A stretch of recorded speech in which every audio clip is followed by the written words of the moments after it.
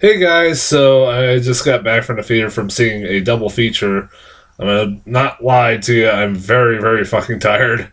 And I'm probably gonna get up pretty early tomorrow morning, so I want to get these reviews done as soon as possible. I'm very, very tired, like I said.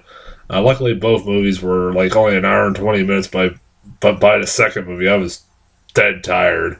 So, the first movie I saw was Jexi, the new comedy. It's been getting really, really good reviews. That's sarcasm if you don't get it. Uh, that like I got trailers for it like more than a couple times over the last couple months. And I thought it looked funny. I thought it looked pretty funny. I liked Adam Devine. I think he's a pretty solid comedic actor. Every time I see him, he's pretty fucking good. I liked the premise of it. I thought it looked kind of hilarious. It's pretty much reminded me of the plot of that movie Her and everybody thought it was so brilliant and so good, and I thought it was fucking shit.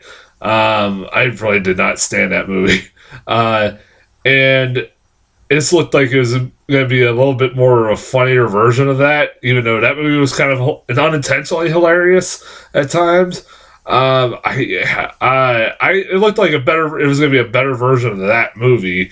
From what I liked the idea behind it, like that, this Siri app that this guy has on his phone, esque app that he has on his phone is like, starts becoming like a jealous ex girlfriend and shit like that, and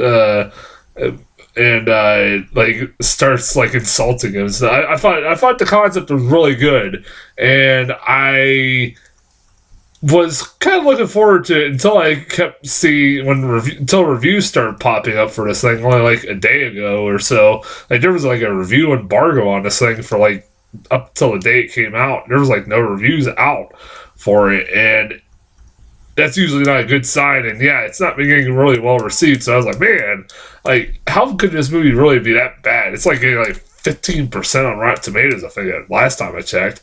So I'm like, man, how could it be that fucking bad? And I'll say this: I didn't think it was that bad. I really didn't. Like a lot of people have said over the last couple of years, Rotten Tomatoes, the score for Rotten Tomatoes doesn't really tell how good of a movie is anymore.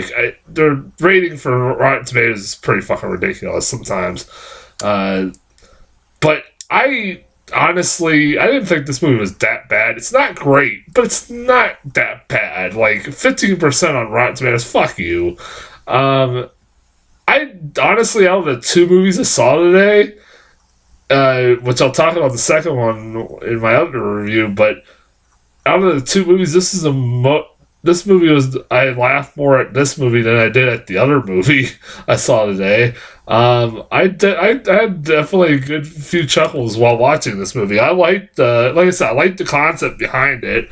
Adam Devine, I thought was pretty funny in this movie when he wasn't playing a fucking retard in this movie. I'm sorry, I don't mean to insult people with that are mentally challenged, but like literally, this guy, I don't know how he fucking functions. That's one of my biggest pet peeves about this fucking movie is like the character in this movie, main character in this movie, the character that he plays is such a fucking moron. And you understand why Rose Byrne's Siri-esque app, like, is such a bitch to him because he's such a dumbass. Like, no one's this socially awkward. I mean, like, I know the point they're trying to get across with him is that he's so obsessed with his phone and that he doesn't like interacting with people, and because of that he is really socially awkward. I'm like, yeah, but still, people are. I've met people are love their phones and or on their phones all the time, but they're not this fucking socially retarded. Like, good God, like his character was a little too much at times. I'm like, dude, what is like you got some mental issues. Like there are times like that date he goes on with that girl, the first date he goes on with that girl, it was like so badly awkward. It was not even funny. Like no one talks like that. I'm like that was my biggest pet peeve with this fucking movie. That what was killing me for this movie. But like I said, it's sad because Adam Devine is a good actor. I think he is a really good actor, or a really good comedic actor. I meant. I've enjoyed him in movies before, and he's not bad in this, but like I said, it's just the way his character's written. It's just so fucking terrible. I did like Rose Byrne as Jexi. I thought she was the best part of the whole fucking movie. I think I've seen a couple reviews say that, and I don't think I'm in a minority of saying this. She was hilarious. I love her fucking just like as this like sarcastic Siri, who is kind of a bitch and like and turns into this like vengeful ex-lover and stuff like that towards the end. Like that part you see in the trailer where she's like trying to attack him with a car and stuff. That's not until probably about the last 10 minutes of the movie. So it's not really much of the movie, but it's probably about the last 10 minutes of the movie.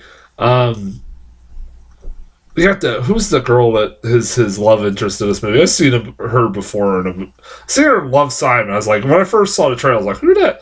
That girl looks familiar. She was from that girl from Love, Simon. She was in the last two X-Men movies as Storm. And yeah, like I remember her being pretty good in Love, Simon. And she's not bad in this movie. Like I don't understand how she's tolerating this weird fucking dude like for as long as she does. Like how awkward he is. Like, man, tone the fucking awkwardness down. I'm still like that drove me fucking up the wall with this movie. Michael Pena too was another performance that I tone it fucking down. Like it's like his character in Ant-Man, which I couldn't stand. Like I like Michael Pena, another great actor. I think is a really great is really good when given good material, and he's not very good in this either. He's like just tone that shit down, man. I did get a few laughs, more than a few laughs. Like I said, the interactions between Adam Devine and the Jexi app is pretty fucking funny. Like. There's some pretty genuinely funny moments in it. There was enough funny moments in this movie that I didn't hate it. Like I said, I did laugh enough that like I didn't like sit there and go fuck this movie. Like I said, also it's an hour and 20 minutes, like at least, and it's not like I said, it goes by pretty fucking quickly.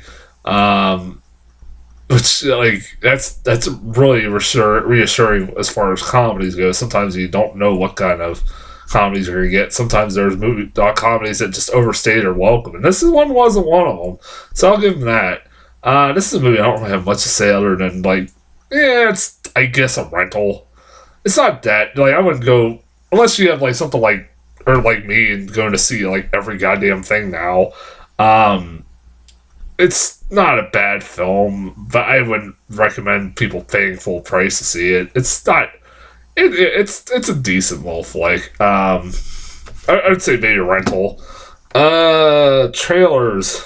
Bad Boys for Life. This is the first time I got a trailer for this. It was a Red Band trailer too. It was nice. So they could have the police chief and played by Joe Pantoliano. I don't know if it says the Pantoliano. I know it's butcher's last name, but who's been the police chief in the other two movies. He was saying fuck, fuck, fuck, fuck, fuck, fuck, fuck, fuck. He literally just said fuck, fuck, fuck, fuck, fuck, fuck, fuck. And one scene in the trailer, like, well, that's why I got a Red Band trailer. So he could just do that. Like he was like he's the police chief that every fucking parody of an action movie has made fun of in the past. Like he's like a self-parody at this point. I've liked the other two Bad Boy movies. It's been a long time since I've seen them. I remember liking those movies quite a bit, mainly because of Will Smith and Martin Lawrence. They definitely carried the fucking things. Both movies. Like, the first thing that I noticed, I don't know if I'm the only one I noticed how fucking fat Martin Lawrence is looking, and also how old Will Smith is looking. And it's like, that was the first thing I noticed when I saw this trailer. And I'm like, and then also I noticed it's coming out in January. I'm like, well, that's not a good sign for this movie. And the movies have never really gotten that well received, anyways. But also, it's going to be out in January, where that's known as the dumping ground for bad movies. So I don't have much hope, but like I'll still see it because I've seen the other two. Um, the Kingsman. This was a new trailer I haven't seen yet. It's The Kingsman. If you don't know what this is, it's a prequel to the Kingsman: The Secret Service. It's got like Ray Fiennes. It's like set during like I think World War I or World War II. Like it's like how the Kingsman Secret Service was started and everything else like that. It looks like it's gonna be fun. It's Matthew Vaughn's directing it. I'm hoping it's better than the sequel. Yeah, I hope it is. I didn't hate the sequel Kingsman Gold Circle, but it was kind of a fucking mess. But hopefully it's better. This is better. I don't know. Yeah, I like Matthew Vaughn, so like yeah, Matthew Vaughn did Golden Circle too, but yeah, everybody's due for a miss here and there. Like a Boss. This is a fucking movie. I think this is coming out in February. Of course, this is a February movie. It's Tiffany Haddish and Rose Byrne are like these two entrepreneurs who are trying to kickstart their business, and Salma Hayek is somebody that funds their business and then screws them over, and they're trying to get revenge on her. That's pretty much it. Yeah, it's a Tiffany Haddish comedy. That's all you fucking need to know. I'm not a big fan of her. like, I want to not hate her as much as I do, but I can't stand her. Black Christmas, the new remake of Black Christmas. I didn't know this was a thing that existed until about a couple months ago, and then I got the trailer for this, and I'm like, oh, yeah. So it's one of those movies that looks like it spoils the whole fucking thing, because I'm pretty certain the movie spoils that Carrie Elways is the killer or involved with the killer because he's the dean of the school or something like that, and he's talking about how this is school tradition. I'm like, so I think this movie just showed the whole fucking thing. And it's kind of doing a twist on the story where the sorority girls are fighting back, and it's a female empowerment movie. I'm like, oh great. I'm not, before everybody gets on my ass, I'm not trying to sound sexist, but I'm like, why the hell we keep doing this? But like, all right, whatever. I'll give it a shot. It's Blumhouse, they're producing it. I know, I think Jordan Peele's producing it too. I think he is. I know he's producing Candyman here in a bit, the remake of Candyman, which I'm interested on that. But yeah, that's as far as trailers. I'll be back here in a couple minutes with my other review. Until then, I'll talk to you guys later.